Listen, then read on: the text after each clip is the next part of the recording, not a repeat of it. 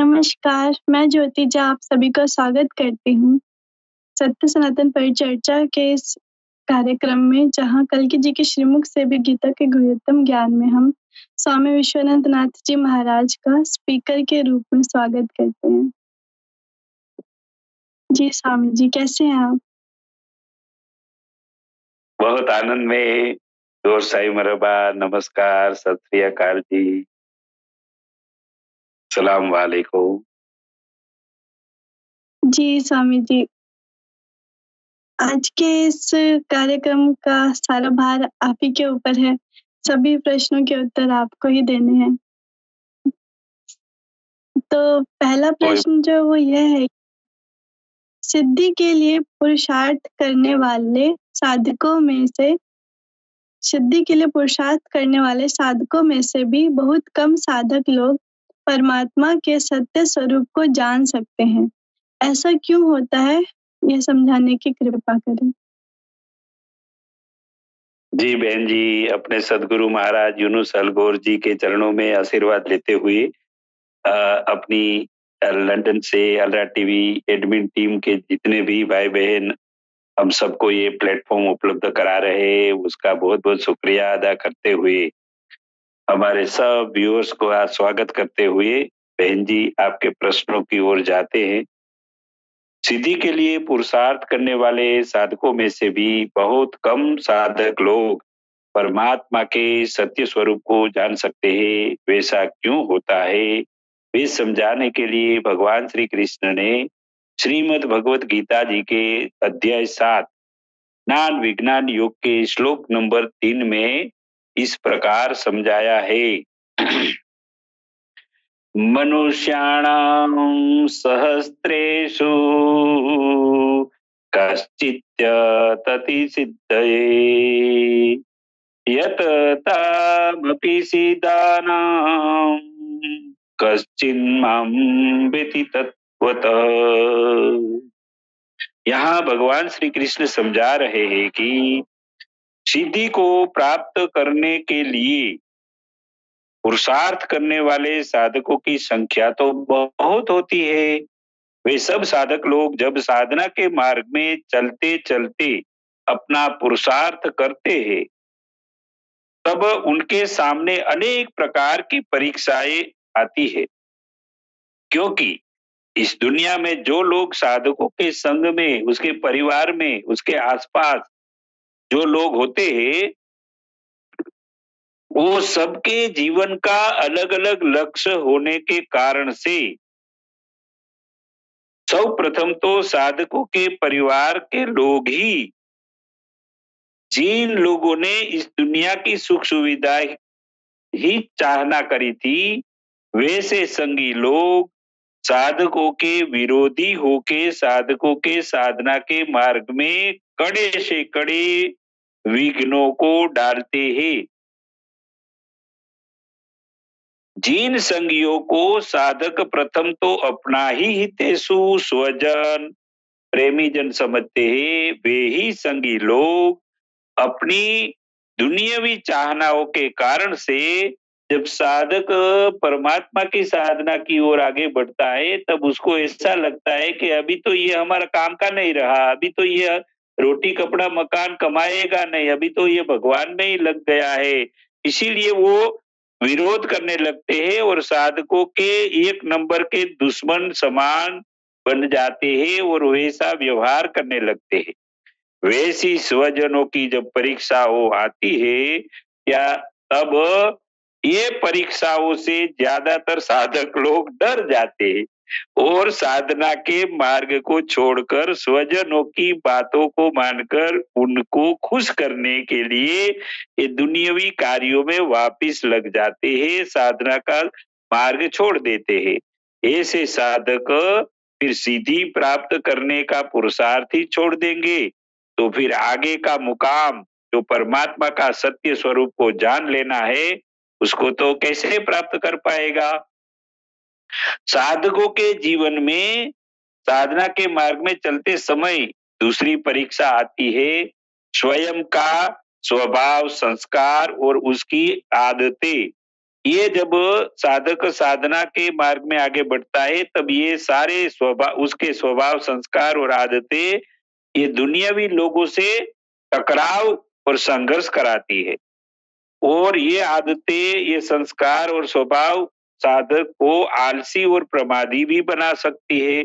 इसीलिए साधना के मार्ग में ये दूसरी परीक्षा का मुकाम आता है, उसको भी साधक को पास करना होता है।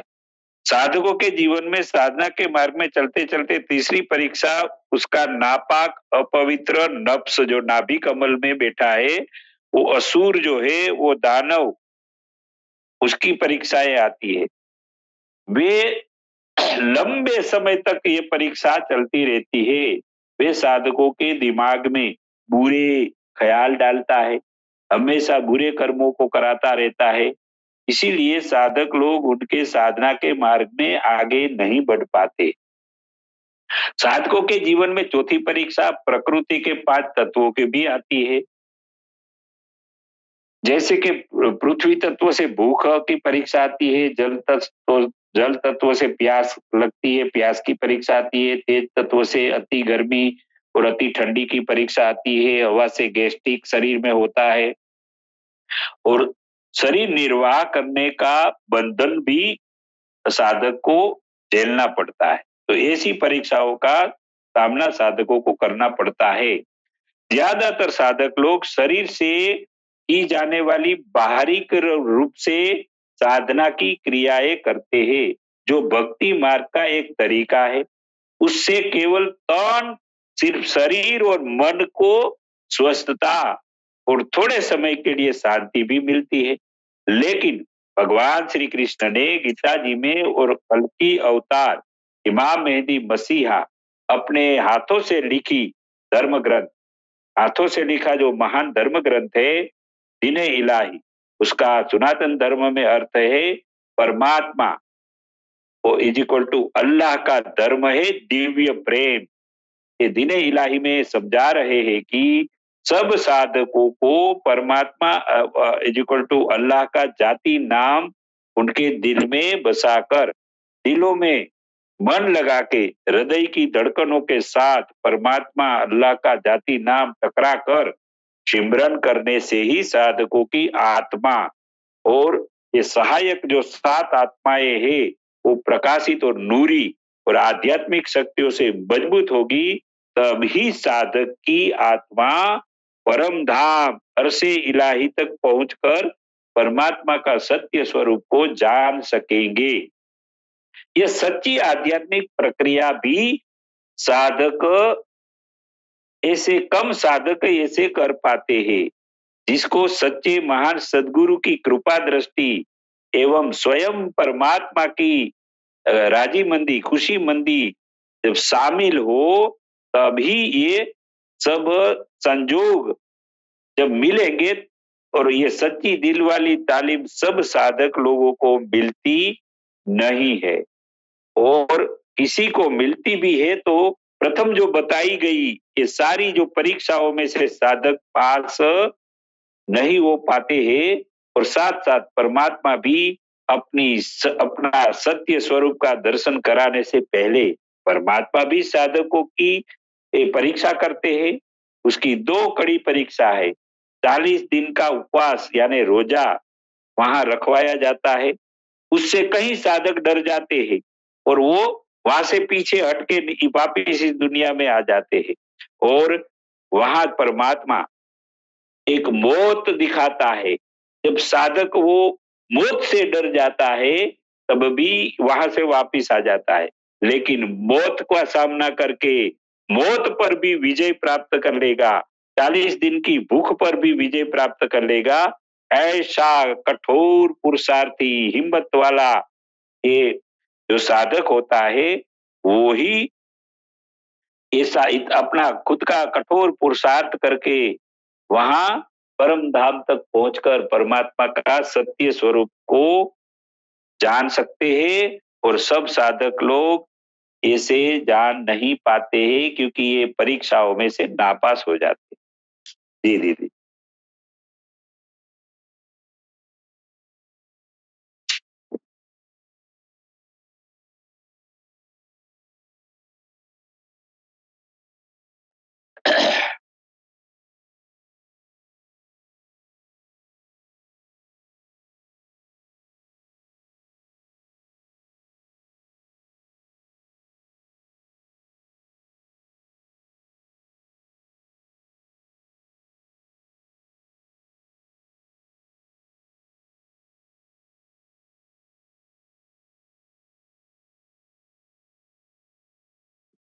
जी, आपने इस प्रश्न का बहुत ही अच्छे से उत्तर दिया है। साधक साधक के बारे में जो आपने इस प्रश्न के उत्तर में जो बताया है।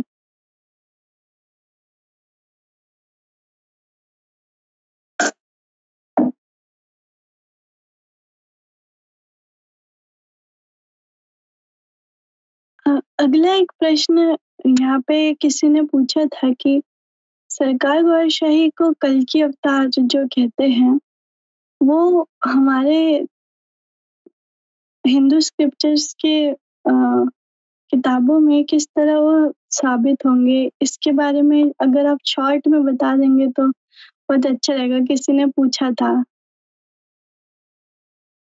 ज़रूर ऐसे प्रश्न अगर आते हैं तो खुशी मिलती है उसको जवाब देने के लिए। देखो, जी, हमारा जो सनातन धर्म है, वो बहुत पुराना है। ये वो भाई जो प्रश्न कर रहा है उसको उसको हम यहाँ ये जवाब देंगे कि हमारे शास्त्रों में बताया है कि मैं विष्णु का आखिरी अवतार एक कल्कि अवतार के रूप में इस दुनिया में आऊँगा। ठीक है? जी, तो जब कृष्ण भगवान भी आए थे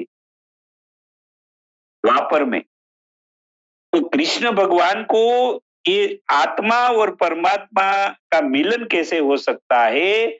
ये आत्मा के बारे में दिव्य ज्ञान ये श्रीमद् भगवत गीता में जब बताया कृष्ण ने, तो ये कृष्ण ने आत्मा और परमात्मा का जब अद्भुत ज्ञान बताया, इसीलिए वो सारी मानव जात को स्पर्श करता था। सारी मानव जात के शरीर में आत्मा था और परमात्मा भी जगत के मालिक सारी इंसानियत के लिए एक ही है। तो ये ज्ञान जो समझाया उसको कृष्णम वंदे जगत गुरु कहा गया।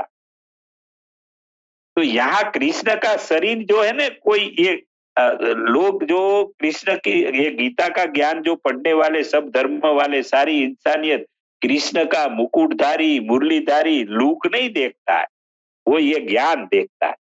ये गीता जी में जो ज्ञान बताया है ना, ये ज्ञान देखता है लोग।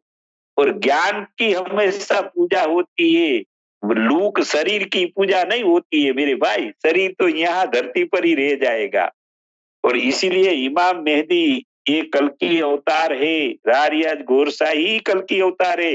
वो हम कैसे साबित करेंगे? तो यहाँ मेरे भाई, हमारे यूनुस अल गौर जी हमारे सदगुरु महाराज एक बहुत बड़ा उदाहरण देते कि भैया, आपको जूता खरीदना है, ठंड आ गई है, तेरे पैर ठंडी से ठुठरा रहा है, ठंडी लग रही है, तेरे को जूता लेना है, तो जूता वाले की दुकान पे तू जाएगा तो वहां पूछेगा, ये मैं तो हिंदू हूँ, तू हिंदू है तो तेरी दुकान से मैं जूता लूंगा, नहीं तो नहीं लूंगा। तो ये जूता लेने वाला को कभी ये पूछता है कि तेरा धर्म क्या है? दुकान वालों को पूछता है? अरे मेरे भाई, तेरे को जूता लेना है कि वो उसका धर्म देखने तू गया है? तो पैसा दे दे और जूता ले ले। और वो दुकान वाला भी जूता लेने जो आया है उसका धर्म थोड़ा पूछता है कि तू मेरा मेरा धर्म वाला होगा तो ही जूता मैं तेरे को दूंगा, नहीं तो नहीं दूंगा, ऐसा वो दुकान वाला भी नहीं पूछता है।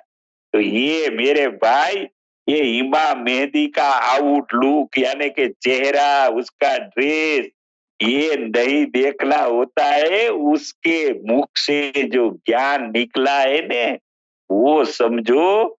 और वो सारी इंसानियत के लिए ये रूहों का, आत्मा का, ये परमात्मा के जोड़ने का जो तरीका सिखा रहे, वो तरीका ही सारे जगत के वो गुरु बन के आए हैं। जैसे कृष्ण भगवान आत्मा और परमात्मा का ज्ञान देके गए थे, और उन्होंने भी अर्जुन को विश्वरूप दर्शन करा के अर्जुन को कृष्ण जैसा उपदेशक सदगुरु महाराज की पदवी तक नहीं पहुंचाया। ये कृष्ण कृष्ण भगवान की खामी को नहीं देखना है यहाँ।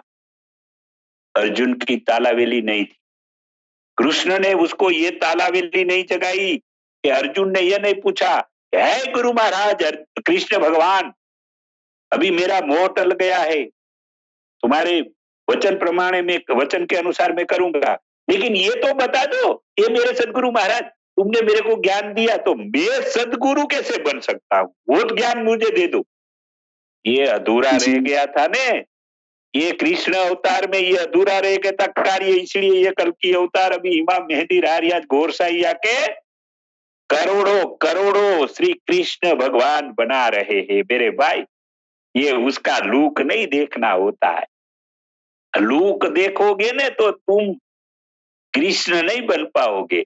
ये रारियाज गोरसाई सबको कृष्ण बनाने आए, वो सदगुरु महाराज बना रहे हैं।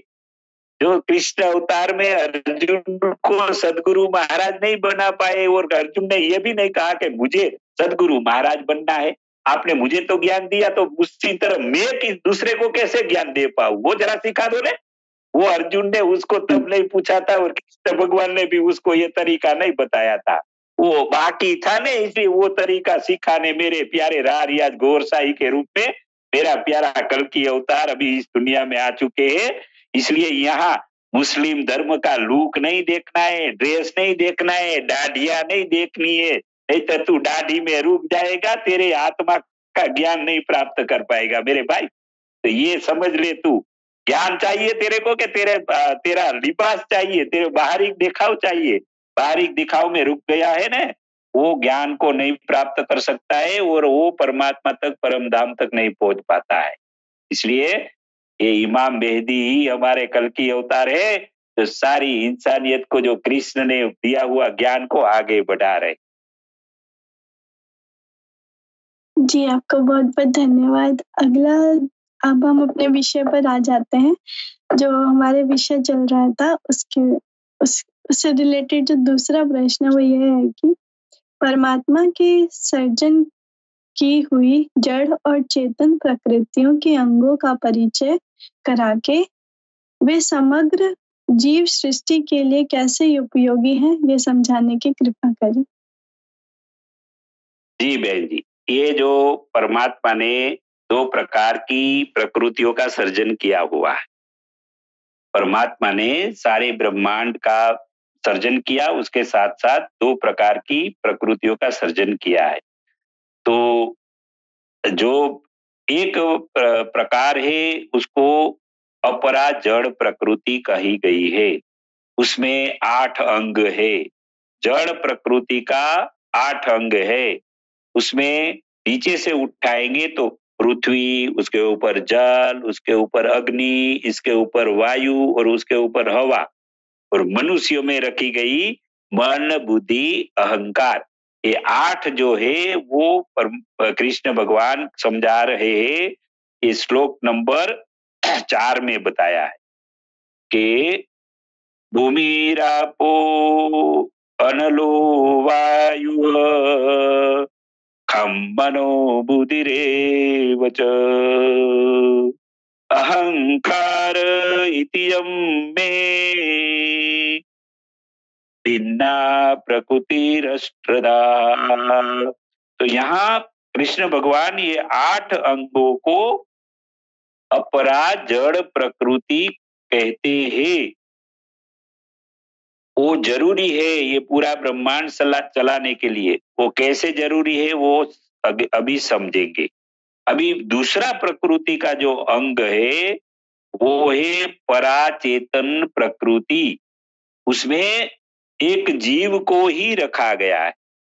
तो ये परमात्मा कह रहे, समझा रहे हैं कि ये मेरी जो पराचेतन प्रकृति है उसको तू जीव रूप से जान। जो जीव है वो ही मेरी पराचेतन प्रकृति है, जो जीव से मैं पूरा ब्रह्मांड को एक स्थिर कर सकता हूँ, उसको संचालित कर सकता हूँ। मेरे जीव रूपी चेतन से ही मैं मेरा पूरा ब्रह्मांड संचालन चलायमान करता हूँ, और मेरी ये शक्ति को ही वैज्ञानिकों ने गुरुत्वाकर्षण बल कहा है। तो ये 2 प्रकार की मेरी जो प्रकृति है वो प्रकृति। अभी दूसरा प्रश्न अंदर आपने पूछा है कि समग्र जीव सृष्टि को ये कैसे उपयोगी है।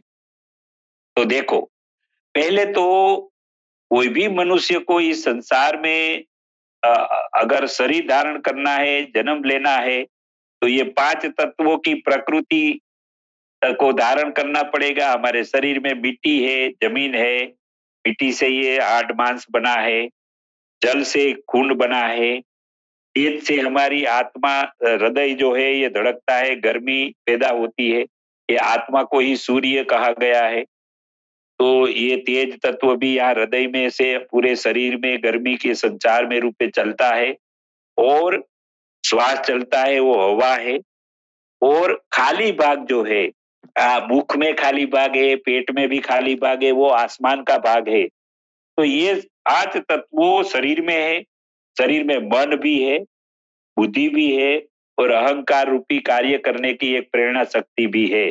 तो ये जड़ प्रकृति भी है, और ये जड़ प्रकृति को संचालन करने के लिए जीव रूपी चेतन प्रकृति भी शरीर में डाली गई है।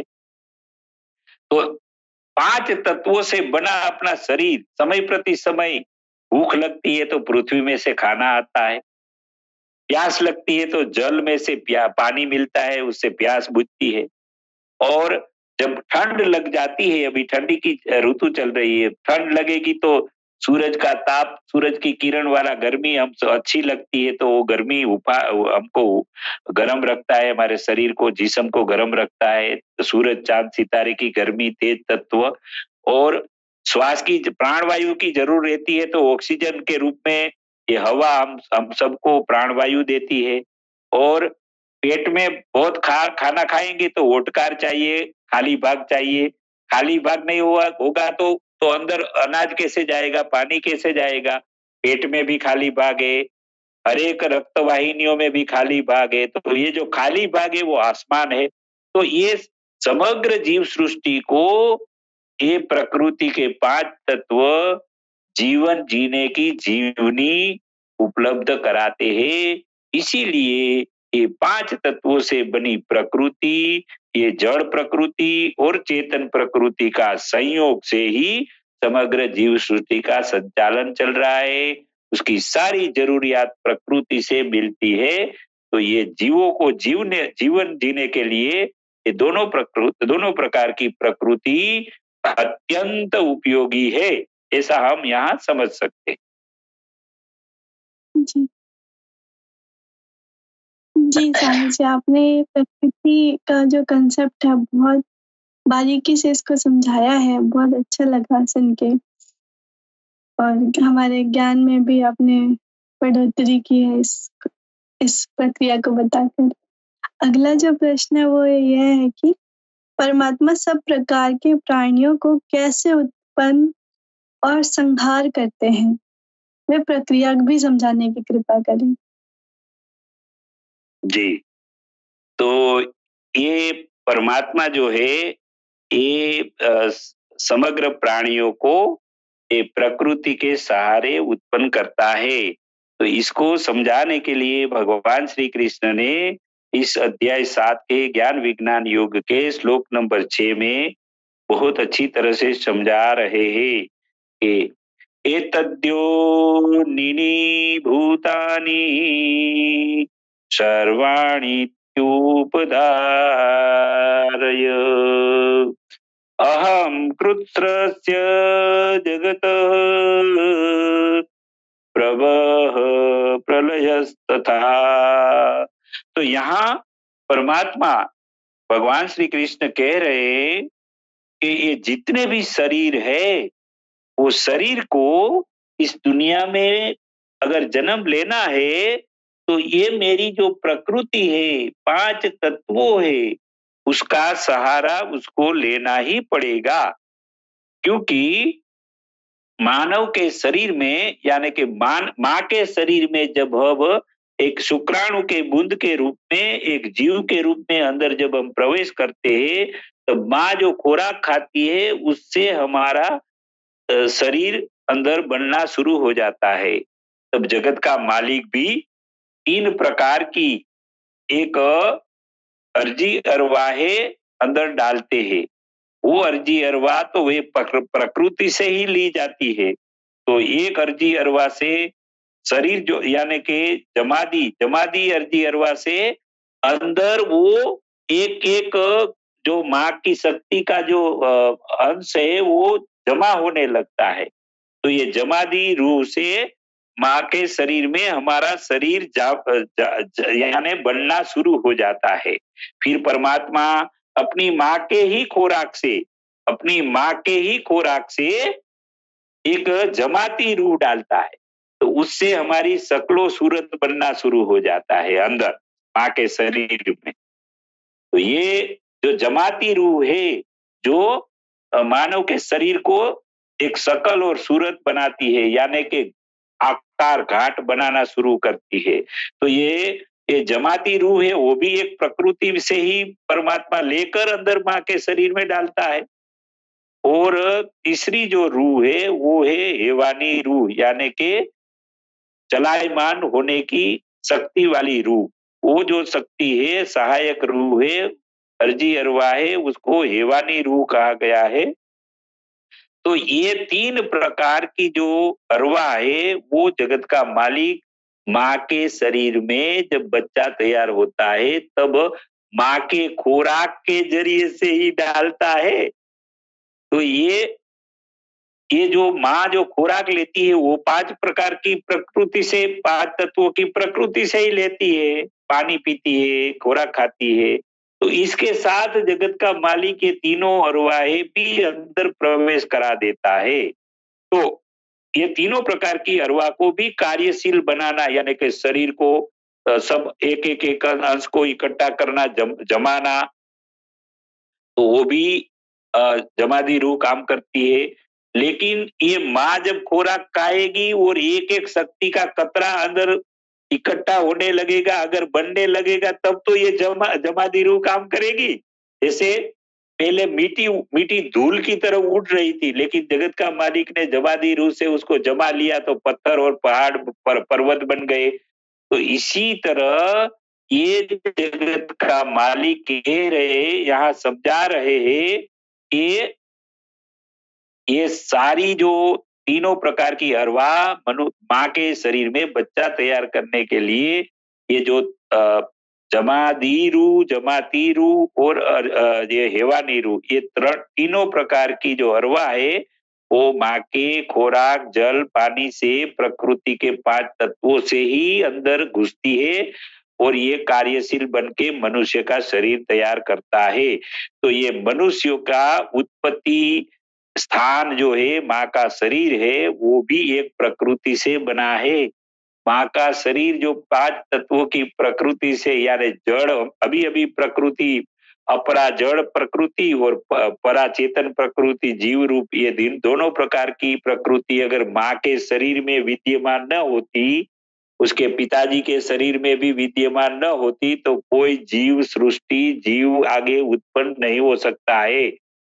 इसीलिए जगत का मालिक यहाँ कृष्ण भगवान के रूप में कह रहे हैं कि मैं समग्र जीवों को ये प्रकृति का आधार लेके, प्रकृति के अंगों को लेके जमाता हूँ और उसको एक शरीर का रूप देता हूँ। इसीलिए समग्र जीवों को उत्पत्ति का मूल स्थान ये दोनों प्रकार की प्रकृति ही है। ये दोनों प्रकार की प्रकृति, यानी कि जड़ अपरा प्रकृति और परा चेतन प्रकृति, जीव के रूप में जब दोनों का योग होता है, संयोग होता है, तब सब जीव उत्पन्न हो सकते हैं। चाहे कीड़े मकोड़े हो, चाहे पंछी हो, चाहे पशु हो, एनिमल हो, चाहे मनुष्य हो, किसी को भी इस दुनिया में एक जीव के रूप में अवतरित होना है, एक बनना है, एक शक्लो सूरत वाला एक जीव, एक इंसान के रूप में, जीव जंतु के रूप में, पक्षी के रूप में, प्राणी के रूप में अगर होना है, तो ये दोनों प्रकार की प्रकृति के बिना संभव ही नहीं है। ऐसा परमात्मा ने ये दोनों प्रकार की प्रकृतियों को निमित्त बनाया है। वो पर्दे के पीछे रहा है, वो अपनी प्रकृतियों को महानता दे के प्रकृति को महान महान बना के वो पर्दे के पीछे अकर्ता के रूप में रहा है और प्रकृति को कर्ता के रूप में बाहर साबित किया गया है। तो ये समझा रहे हैं जगत का मालिक यहाँ। ठीक है दीदी? जी जी, ये बहुत ही इंटरेस्टिंग था इसका जवाब। जैसे कि परमात्मा ने खुद को पर्दे के पीछे अकर्ता के रूप में रखा, प्रकृति को सामने रखकर उसको कर्ता के रूप में। तो बहुत से लोग प्रकृति को ही मानते हैं इस दुनिया में और प्रकृति से दुनियावी फायदे भी लेते हैं कि आपने सुना होगा, लोग जो हैं प्रकृति पे बहुत विश्वास रखते हैं, भगवान पे नहीं रखते, हालाँकि एक ही है दोनों, जैसा अभी आपने बताया, पर वो प्रकृति को मानते हैं। तो एक बहुत ही दिलचस्प था इसका उत्तर। अगला जो प्रश्न है वो है, संपूर्ण जगत और जीव सृष्टि परमात्मा के सहारे कैसे जुड़ी रहती है और सब जीव केवल परमात्मा की मदद से ही जीवित रह पाते हैं, कैसे? ये समझाने की कृपा करें। जी, संपूर्ण जगत और जीव सृष्टि परमात्मा के सहारे कैसे जुड़ी रहती है और सब जीव केवल परमात्मा की मदद से ही जीवित रह पाते हैं, ये समझाने के लिए भगवान श्री कृष्ण श्रीमद् भगवत गीता के अध्याय 7 के ज्ञान विज्ञान योग के श्लोक नंबर 7 में बहुत अच्छी तरह से समझा रहे हैं। मतः परतरम नान्यत किंचिदस्ति धनंजय मयि सर्वमिदं प्रोतं सूत्रे मणिगणा इव। यहाँ भगवान श्री कृष्ण समझा रहे हैं कि संपूर्ण ब्रह्मांड परमात्मा के हुक्म से और उनकी इच्छा से केवल परमात्मा ने ही बनाया है। परमात्मा ने सर्वप्रथम 8 प्रकार से विभाजित अपरा जड़ प्रकृति को बनाया, जिसमें पृथ्वी, जल, तेज, अग्नि, वायु, आकाश, मन, बुद्धि और अहंकार सब समाहित है। ये अपरा जड़ प्रकृति को चलायमान रख के उनको आधार देके आकाश में स्थिरता प्रदान करने हेतु पराचेतन प्रकृति को सर्जन किया है। इस पराचेतन प्रकृति को जीव स्वरूप में समझना है। इस जीव स्वरूप पराचेतन प्रकृति से ही संपूर्ण ब्रह्मांड धारण किया गया है, जिसको वैज्ञानिक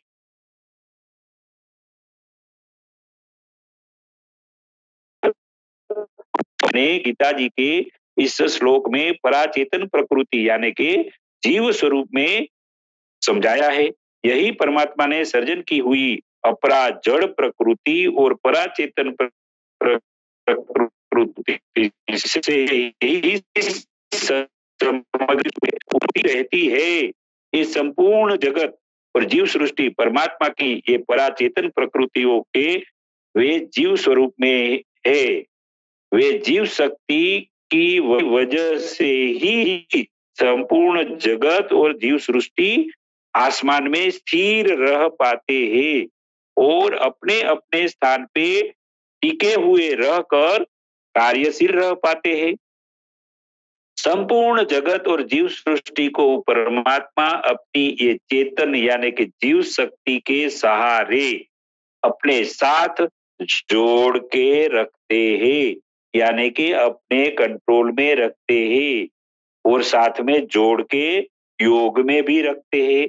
ये सबको जरूरी शक्तियां प्रदान करके ये सबसे सेवा के कार्य कराते हैं जगत का मालिक परमात्मा, और कार्य कराते रहते हैं। इस प्रकार संपूर्ण जगत और जीव सृष्टि परमात्मा के सहारे जुड़ी रहती है और सब प्रकार के जीवित प्राणियों को अपना अपना जीवन जीने के लिए भी ये परमात्मा ने बनाई हुई दोनों प्रकार की प्रकृति ही जीवनी प्रदान करती है और ये जीवनी प्रकृति से मिलती है, इसलिए सब जीवित रह पाते हैं।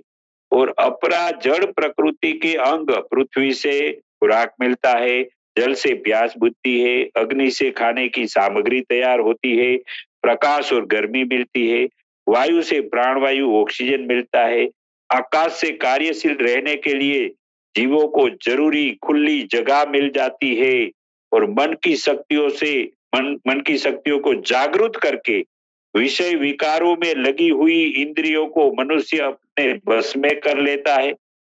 बुद्धि को परमात्मा की दिव्य शक्तियों से बुद्धि योग्य निर्णय लेने की शक्तियों को भी प्राप्त कर लेता है और ये बुद्धि शक्तिशाली बुद्धि से हमेशा मनुष्य अपना हितकारी निर्णयों को यानी कि लाभकारी निर्णयों को योग्य समय पे ले पाते हैं। अहंकार से कार्य करने की प्रेरणा लेके मनुष्य अपने जीवन के लक्ष्यों को प्राप्त कर लेता है और यह सब कार्यों को करने के लिए मनुष्यों को और सब प्रकार के जीवों को चेतना के रूप में ये जीव भी प्रदान किया गया है। वे जीव से ही ये मनुष्यों का और सब जीवों का जीवन कार्यशील रह पाता है। इस प्रकार सब जीवों के जीवन को देखे तो हर पल में सब जीवों को अपना अपना जीवन जीने के लिए सब प्रकार के कार्यों को करने के लिए और अपने अपने जीवन के लक्ष्यों को प्राप्त करने के लिए केवल परमात्मा की मदद ही वे सब जीवों को जीवित रख पाती है। इससे यही भी समझ में आता है कि कोई भी जीव अपने आप अपना जीवन नहीं जी सकता है। वे सब प्रकार के जीवों को अपना जीवन जीने के लिए परमात्मा की मदद अति आवश्यक है। इसीलिए भगवान श्री कृष्ण भी यही समझा रहे हैं कि वे सब जीव परमात्मा की मदद से ही जीवित रह पाते हैं। जी जी स्वामी जी, बहुत बहुत सुंदर। और अगला जो प्रश्न है वो यह है कि परमात्मा सब प्रकार के उनके सर्जनों में कैसे निवास करते हैं, ये समझाने की कृपा करें। जी, परमात्मा जो है सब जीवों के शरीर के अंदर सब जीवों में दो प्रकार से विद्यमान है। इसीलिए सनातन धर्म में ऐसा समझाया है कि रजे रज और कणे कण में परमात्मा का वास है। लेकिन यहाँ अभी सरकार गौर शाही इमाम मेहदी कल्कि अवतार ने हम सबको समझाया कि सब जगह पे परमात्मा का वास कैसे है। सब जगह पे परमात्मा स्वयं नहीं है, लेकिन परमात्मा की रखी गई शक्तियों के रूप में वो है। परमात्मा ने अनंत नाम दिया गया है, वो नाम के रूप में सब जगह पे है और परमात्मा ने गुण के रूप में सब मनुष्यों को गुण से भरपूर बनाया है ताकि ये समग्र जीव सृष्टि आनंदपूर्ण सुखपूर्ण चल सके। इसीलिए परमात्मा स्वयं तो परम धाम में अरसे इलाही पर बैठा है, लेकिन वही कृपालु परमात्मा ने ये रजे रज कणे कण में परमात्मा की शक्तियों को, परमात्मा के नामों को, परमात्मा के गुणों को एक सिफाती शक्तियों के रूप में वो रहा है। इस तरह हम सबको समझना होगा।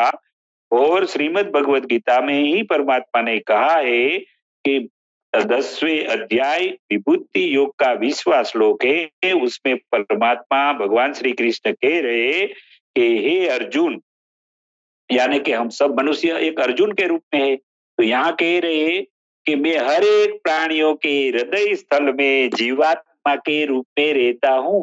तो यही परमात्मा, यही अल्लाह ताला जो अर्श पर जो परम धाम में रहता है, उसने अपना छोटा छोटा रूप यानी कि आत्मा का रूप सजाया है और आत्मा का रूप सजाते वो ही जगत का मालिक सब प्राणियों के हृदय स्थल में एक जीवात्मा के रूप में रहता है। तो इस तरह हम सबको यही समझना चाहिए कि ओरिजिनल परम धाम में और अर्श पर हमारा परमात्मा अल्लाह ताला रहता है, लेकिन उन्होंने ही अपना छोटा छोटा रूप बना के आत्मा के रूप में, नाम के रूप में, गुणों के रूप में, शक्तियों के रूप में वो सब जगह पे बसा हुआ हम सबको समझना चाहिए। जी। जी, जी। जी, बहुत-बहुत धन्यवाद स्वामी जी। अंतिम अब इस क्रम का अंतिम प्रश्न पे हम आ चुके हैं। अंतिम जो प्रश्न है वो यह है कि परमात्मा ही सब मनुष्य के त्रिगुणमय भावों का सर्जन करते हैं। वे भावों को समझाकर मनुष्य उन भावों में मोहित क्यों होते हैं? जी। अ, अभी इमाम मेहदी कल्कि अवतार के रूप में जो हमारे बीच में जगत का मालिक आया है, उसने हम सबको दीने इलाही यानी कि परमात्मा का धर्म है दिव्य प्रेम। ये धर्म ग्रंथ में बताया है कि जगत का मालिक ने जब आत्मा बनाए, रूह बनाई, तब सब लोगों ने अपनी अपनी पसंदगी करी थी। जब मनुष्यों ने 3 प्रकार की मुख्य पसंदगी करी। कुछ लोगों ने इस सुंदर दुनिया का पसंद किया, दुनिया में रहना, दुनिया को प्राप्त करना पसंद किया। कुछ लोगों ने स्वर्ग पसंद किया, जन्नत पसंद किया। कुछ लोगों ने परमात्मा का कुर्ब पसंद किया। तो कुर्ब वाले लोग परमात्मा का प्रेम का जलवा दिखाते रहते हैं और परमात्मा को प्रेम करते हैं, परमात्मा के सर्जन को प्रेम करते हैं और हमेशा परमात्मा के साथ रहते हुए उसकी सेवा करना चाहता है। तो कुर्ब वाली आत्मा ये तीसरी प्रकार की आत्माएं है। तो ये आत्माओं ने जब परमात्मा के सामने ही अपनी पसंदगी करी थी, इसलिए उसको स्वभाव में अपने अपने लक्ष्य की प्राप्ति कर सके, इसीलिए उसके स्वभाव में ही ये चीजें परमात्मा ने डाल दिया है, ताकि सब आत्माओं को पहले तो इस दुनिया में, नासुती दुनिया में आना है, इस धरती पर आना है। तो जब दुनिया पसंद करी थी, वो आत्मा के स्वभाव में जब रजोगुण होगा, स्वभाव में ही रजोगुण होगा, तब तो ये दुनियावी चीजों में वो आकर्षित होके दुनियावी चीजों को प्राप्त करने की मेहनत करेगा।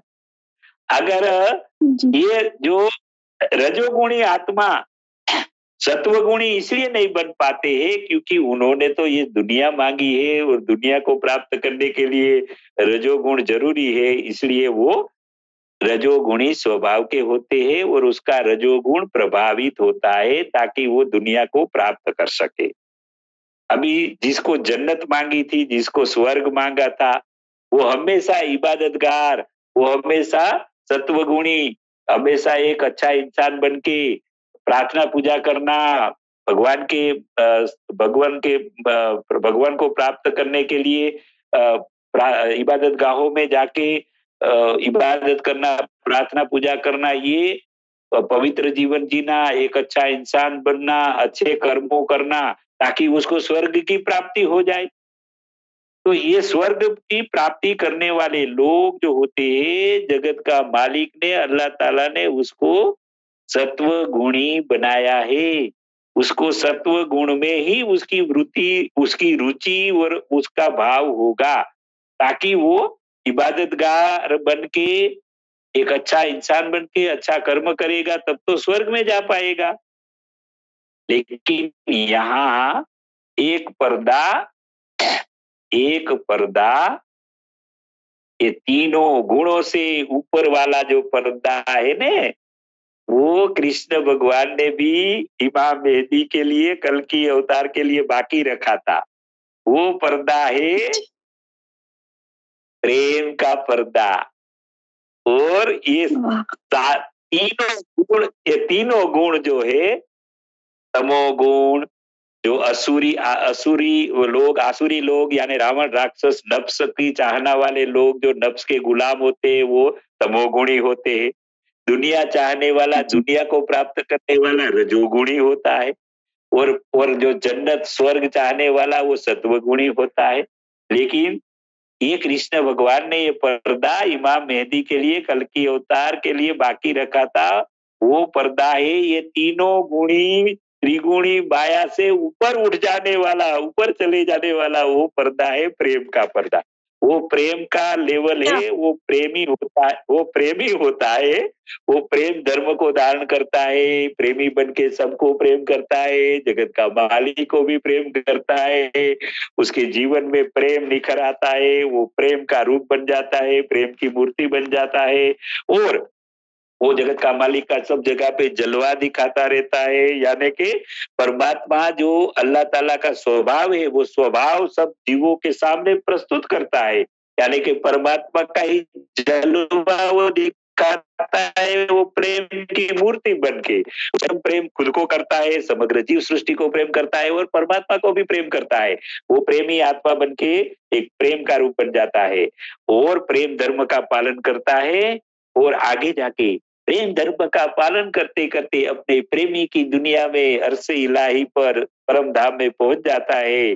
जो अपना प्रेमी इंतजार करता है, वहां जब अपने प्रेमी के सामने, परमात्मा के सामने जब पहुंच जाता है, तब एक दूसरे प्रेमी एक दूसरे को देखते हुए प्रेम में ही डूबे रहते हैं।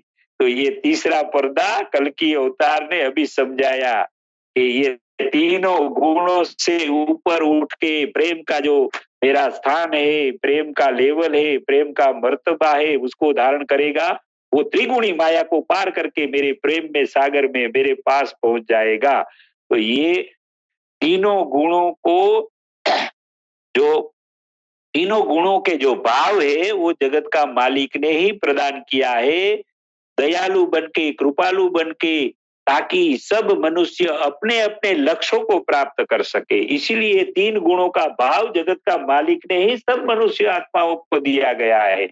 लेकिन ये तीन प्रकार की कैटेगरी वाले लोगों को तीन गुणों का भाव दिया गया है।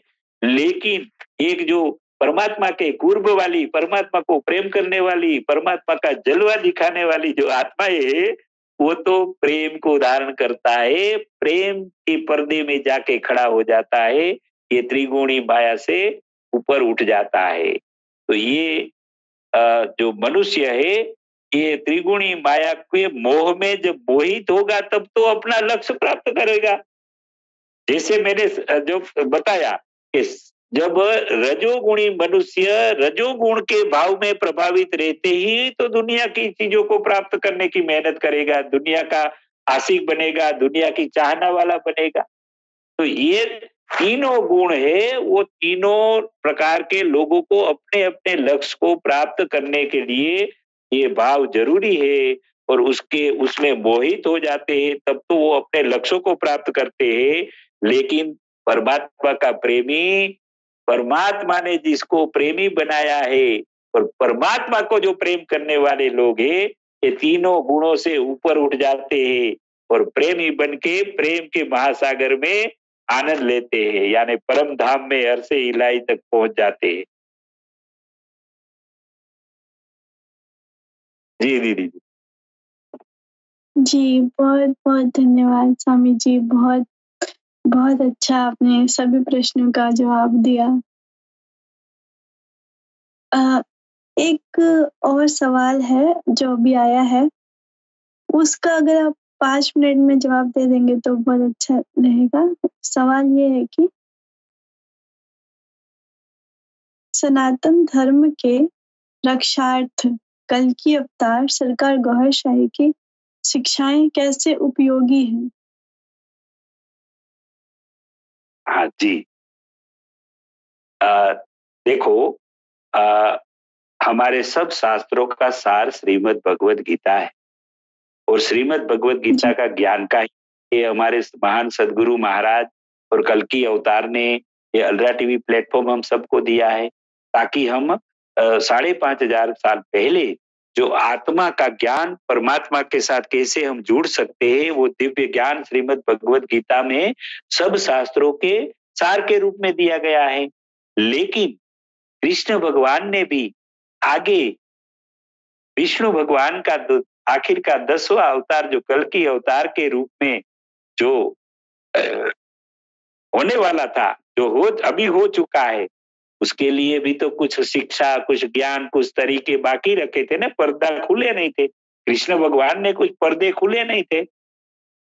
जैसे कि जैसे कि विष्णु अवतार ने पहला वेला सतयुग में सूर और असुर ने समुद्र मंथन किया था, ये समझाया। लेकिन ये समुद्र मंथन तो हम समंदर में कोई असुर और देवता कोई समुद्र मंथन करते होंगे और वहां से अमृत निकला होगा, ऐसा मान के आगे कोई विचारते भी नहीं।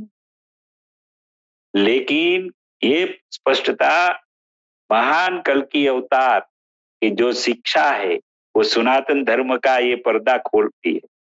दूसरी बात, रामायण में राम जैसा राम भगवान हमारा अवतारी पुरुष जिन्होंने जीवन दर्शन कराया, संसारिक जीवन में कैसे जीना है वो सिखाया, इतना महान अवतारी राम भगवान ने भी रावण को हरने के लिए रावण को नष्ट करने के लिए, वो 10 माथा वाला रावण कहाँ है, कहाँ बैठा है, और वो राम भी ये भूल गए थे कि वो उसको कैसे मैं हणूं। तब विभीषण के रूप में वो विष्णु अवतार उसमें प्रवेश किया, विभीषण रावण का भाई, और उसने कहा कि उसकी नाभि में अमृत कुंभ है, वहां तीर मारो।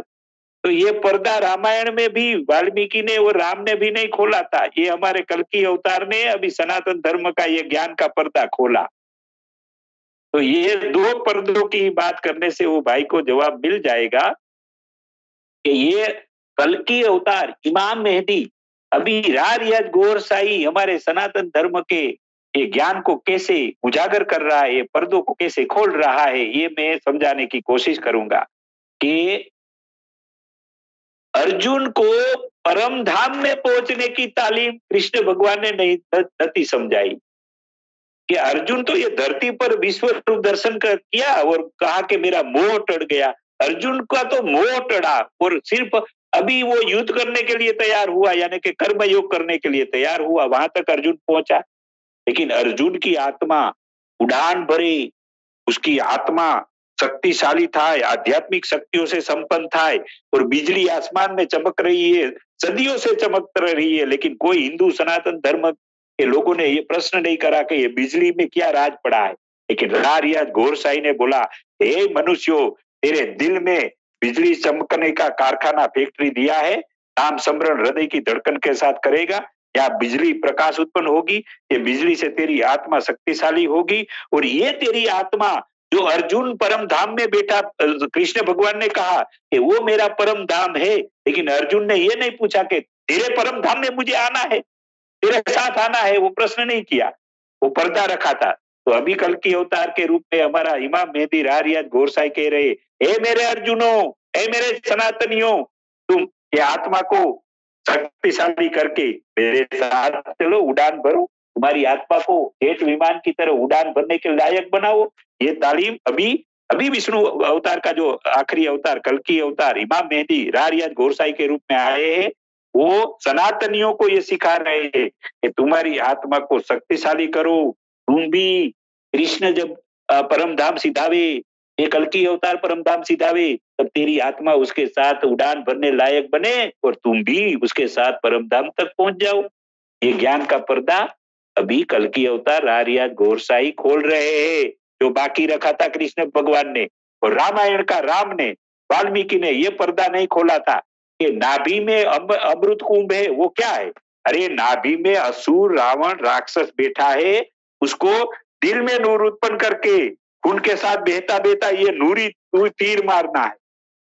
ये राम ने यहां से तीर मारा था, ये नूरी तीर यानी कि आध्यात्मिक शक्तियों वाला तीर खून के साथ बहता बहता नाभि में पहुंचाया, तब ये रावण राम के चरण में आया, नष्ट आया। ये नप्स रावण असुर हमारे नाभि कमल में नाभि में बैठा है। वो पर्दा हमारे रारियाज गोरसाई कल्कि अवतार ने अभी खोला है, वो नहीं रामायण में खोला गया था, नहीं राम ने, नहीं रावण ने, नहीं विभीषण ने, किसी ने नहीं खोला था। लेकिन ये बाकी रखा था ये पर्दा। तो ये 2 प्रकार के पर्दे, ऐसे तो अनंत पर्दे खोले हैं सनातनियों के लिए, समझने की कोशिश करो। अभी तो समय के अभाव से ये 2 ही पर्दे की राज, ये 2 ही पर्दा का राज खोला गया है, बताया गया है। वो मेरे प्यारे रारियाज गोरसाई इमाम मेहदी कल्कि अवतार मसीहा ने सारी मानव जात के लिए खोला। सनातनियों के सारे ज्ञान के पर्दे जो हमारे शास्त्रों में, श्रीमद् भगवत गीता में भी नहीं बताया, रामायण में भी नहीं बताया, वो पर्दा, वो राज, अभी वो ही हमारा विष्णु अवतार, कल्कि अवतार के रूप में आए हैं।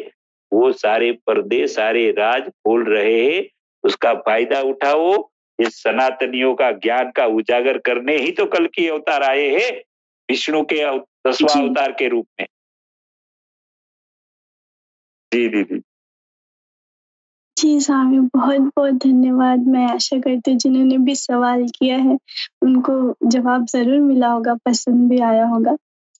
तो जो स्वामी जी ने यहाँ 2 पॉइंट्स बताए हमको, आपको इस तरह कई पॉइंट्स मिलेंगे। इसके लिए आप यूट्यूब चैनल हमारे अल्ट्रा टीवी चैनल जहाँ पे हमारे सतगुरु जी स्पीच देते हैं और हमारे सतगुरु जी लाइव आते हैं रोज़ाना। लाइव आने की टाइमिंग है भारत के समय अनुसार सुबह के 4 बजे से लेकर 6:30 बजे तक। तो ये ये सच्चा सत्संग, आप इसका लाभ ज़रूर उठाएँ। हमारे सतगुरु जी की सोहबत का जो लुत्फ़ है उसको ज़रूर उठाएँ।